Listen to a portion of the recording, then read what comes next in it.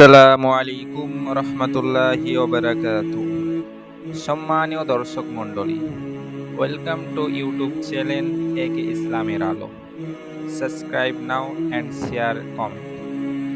আজকে আমি আপনাদের সম্মুখে যে বিষয়টি নিয়ে উপস্থিত হয়েছে সেটি হচ্ছে ইব্রাহিম আলাইহিস সালাতুস সালাম এবং নমরুদের যুদ্ধ।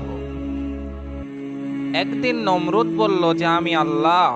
তখন ইব্রাহিম আলাইহিস সালাতুস সালাম বলল যে না, তুমি আল্লাহ হতে পারো না। যিনি আমার আল্লাহ তিনি মরণকে জীবন দেন, জীবনকে মরণ দিতে পারে। তখন নমরুদ বলল এই ব্যাপার, একটু অপেক্ষা করো। নমরুদ তখন তার কয়েদিদের মধ্যে একজন কয়েদিকে ডাকলো এবং তার নমরুদ নিজের হাতে চাকু নিল এবং সেই কয়েদিকে জবে করে দিল। এবং নমরুদ ইব্রাহিমকে বলছে, ইব্রাহিম দেখো, আমি এই কয়েদিকে মৃত্যু দিয়ে দিলাম। তখন নমরুদ আরেকজন কয়েদিকে ডাকলো, আরেকজন কয়েদিকে ডাকার পরে তার হাতেও ছুরি নিল, কিন্তু সেই কয়েদিটাকে ছেড়ে দিল।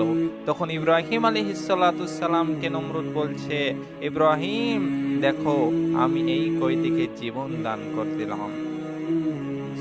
তখন ইব্রাহিম আলাইহিস সালাতুস সালাম বলল, আমার আল্লাহ পূর্ব থেকে সূর্য উদয় করে এবং পশ্চিম থেকে সূর্য অস্ত দেন। আমার আল্লাহ পশ্চিম দিকে চন্দ্র উদয় করে, পূর্ব দিকে চন্দ্রকে অস্ত করে। তখন নমরুদ বলল, নমরুদের মুখ চুপ হয়ে গেল, নমরুদ আর কিছুই বলতে পারল না।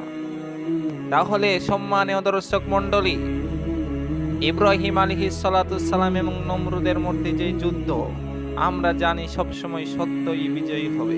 নমরুদ তখন আর কিছুই বলতে পারল না।